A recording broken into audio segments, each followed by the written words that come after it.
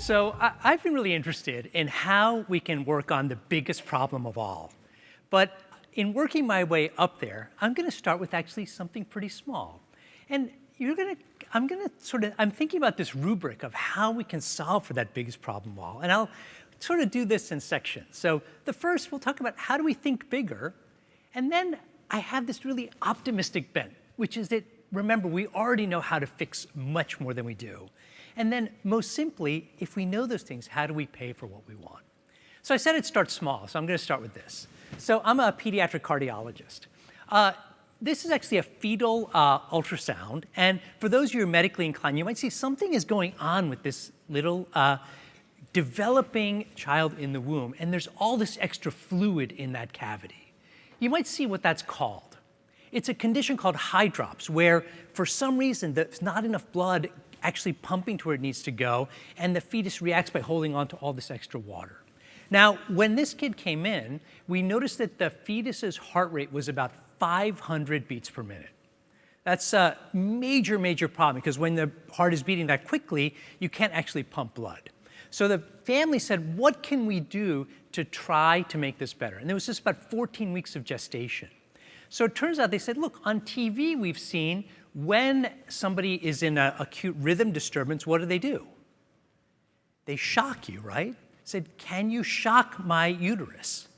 We thought about it, said, that's probably not a great idea. We haven't really done that before. But I realized that week, the New England Journal of Medicine had published this paper. Some of you may have seen this. This was just about 15 years ago.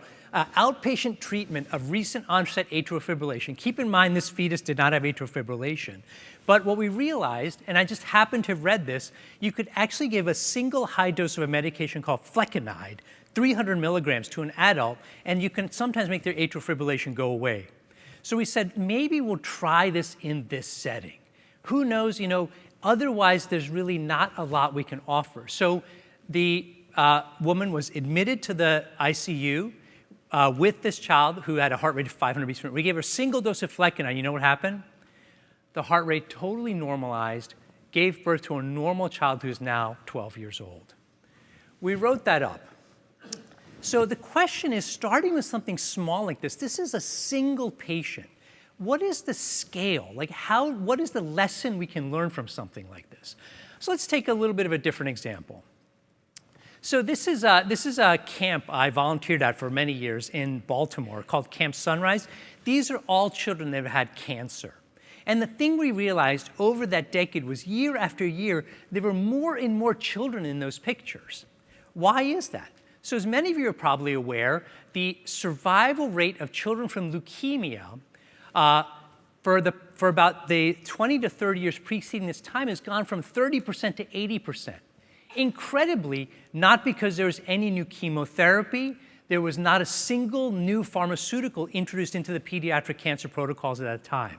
It was simply all about spreading knowledge more efficiently through networks, through careful management through the pediatric oncology group and children's oncology group. In other words, that serendipitous moment of me having just read a paper and applying to one person, the children's oncology and pediatric oncology groups had taken that and scaled that much more broadly. That's a simple example of how things can be better at scale. And when you start to see the world like this, all these possibilities suddenly open up. Here's another example. This is Atul Gawande, a writer for The New Yorker. Many of you are probably familiar with him. He's been talking a lot about USAID lately. So he wrote this. This was in his famous article about the checklist. Some of you may remember that. Then Peter Pronovost went on with it. And what he told this story about this 34-year-old grocery store manager who'd been in a terrible car accident, had multiple sort of contusions, and incredibly, through surgical intensive care unit management, got all better. A year later, he was at the beach when his finger started to hurt. He said it was the worst beach vacation of his life because that finger ended up getting an infection, and that infection led to multiple fingers being amputated. Why? What was missed? It turns out that what the surgeons had forgotten to do is to remember that they had to remove the man's spleen during the surgery. And the spleen is responsible for fighting infection. So there's a simple thing you can do, which is vaccinate somebody against encapsulated bacteria. But they had forgotten to do that. So O'Toole had written about this. It was in the New Yorker, in the checklist manifesto, and that sat there for 3 years until he happened to give a talk I was at, and I said, have we actually looked at how often this occurs? So at the time, I was chief medical officer at Optum and then later at United Healthcare. Through that, we said, why don't we look at all of our claims? And O'Toole said, that sounds great, and we did that.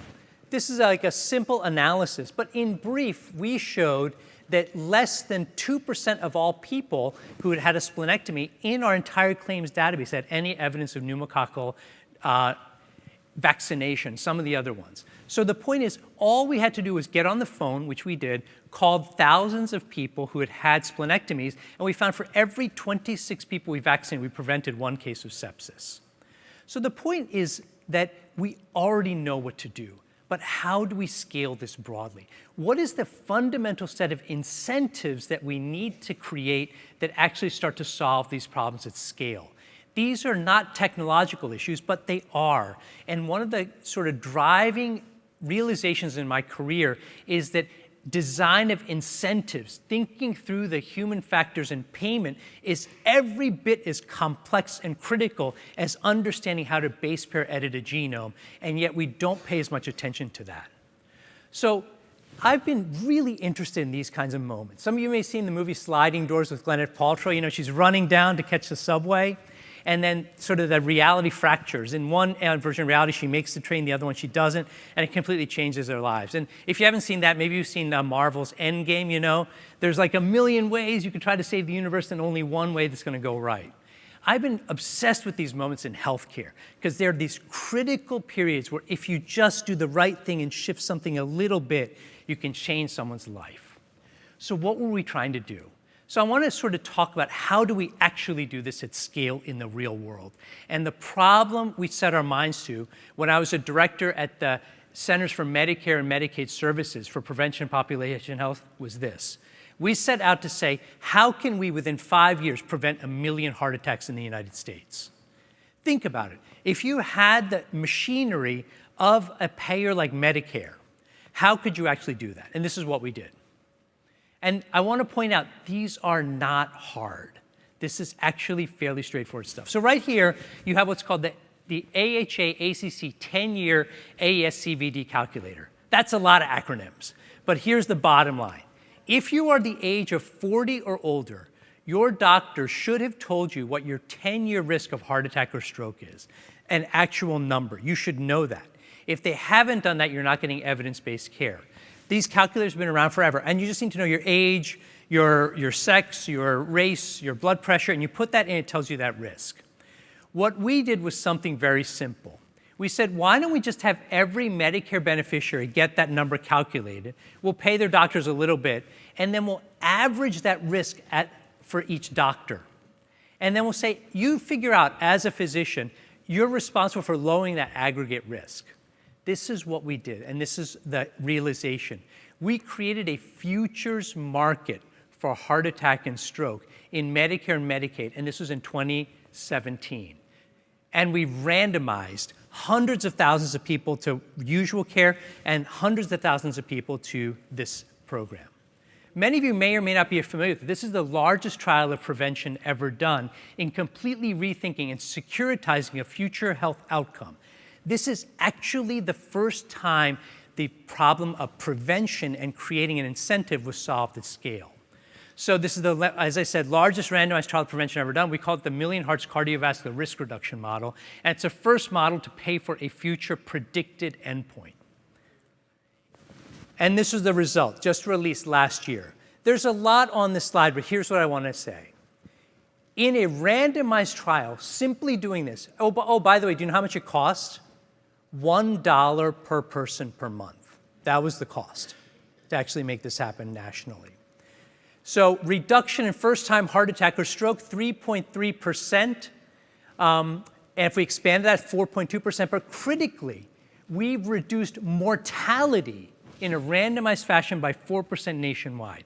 In other words, and this has been written into Medicare codes this past year, every year, this means a stadium full of people, like at University of Michigan, that would have died are now alive.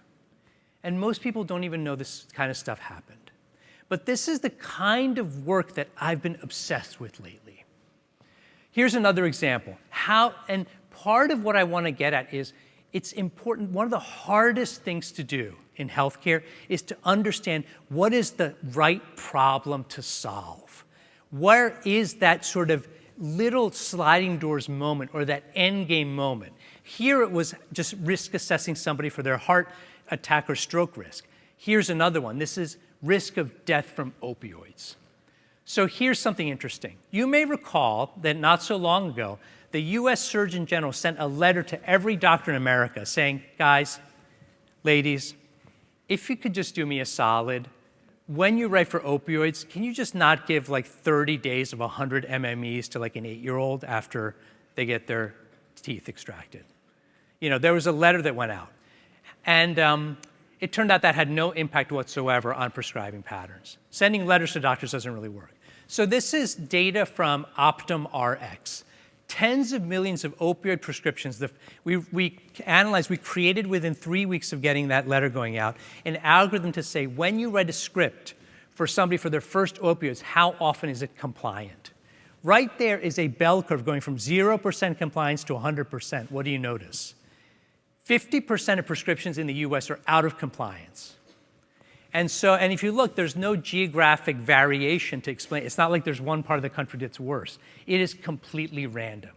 So here's the next lesson, which is we solve for that kind of problem, but then what do? Can you act decisively? And so we introduced nationally what's called a hard edit, meaning if you actually wrote a script that was out of compliance, it was defaulted when you went to fill at the pharmacy to one that was in compliance. Extremely controversial. A lot of what we call friction, because people don't like when that happens. But look what we did. We created a situation. At the top is the usual standard of care, because it's a stepwise design. And you look at the bottom. The bottom line is that simple change for tens of millions of Americans reduced the risk of becoming a chronic opioid user from 3% to 1.5%. That is a 50% reduction in the number of people that become chronic opioid users due to a hard edit. Again, this is another example of massive change at scale, but having the sort of that surgical understanding of the one or two things to do. Here's another example, and then I'll move on. Teen pregnancy. How do you make it better? So this is an example, as you probably are aware. Whoops, my little thing's falling off here. Did you know that we reduced the abortion rate by over 50% nationwide, unrelated to actual improving sex education, and it's unrelated to any of that. What it is related to is making long-acting reversible contraception the first-line therapy, but crucially making it $0 copay. So right here you can see, as soon as that was done, look at the significant increase in LARC, which is in the blue dashed line, and look at the reduction in those pregnancies. And this is for girls aged 15 to 19 nationwide. Again, an enormous public health change made with the single tweak and a single sort of set of incentives. Now, the thing I wanted to come down to, I just have a minute or two, is the biggest problem of all, which is how do we make preventive healthcare better for all Americans? And the problem we want to solve for is life expectancy. We don't do a great job with chronic disease prevention and treatment. How can we do that at massive scale? How can we actually improve life expectancy nationally? Well, I want to point out that it's not an easy problem. This is the diabetes prevention program. You can see the DPP. We know that lifestyle modification is even better than metformin or placebo. We've known this for 20 years. We did a program at CMS. There's a lot of complexity here, but the bottom line is that we actually showed that simply paying for the DPP resulted in cost improvements. You know what happened? They didn't certify for actuarial expansion in CMS because if you live longer, you know what that does to your total cost of care? It goes up. But we worked it out. CMS no longer sort of considers, and the government no longer considers extra years of life a problem. So then how can we take this?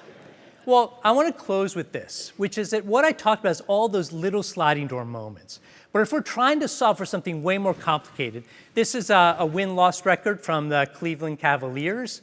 You know, what happened here? the entry and the departure of LeBron James.